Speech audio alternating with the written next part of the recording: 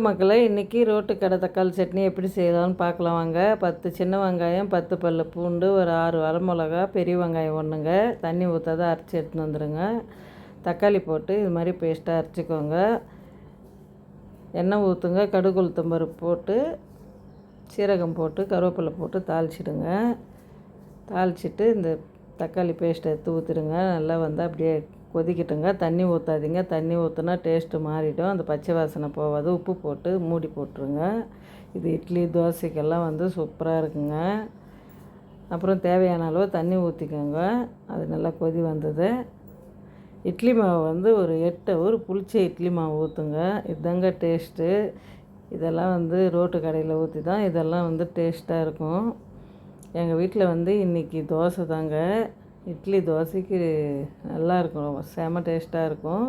பிடிச்சிருந்தால் லைக் பண்ணுங்கள், கமெண்ட் பண்ணுங்கள்.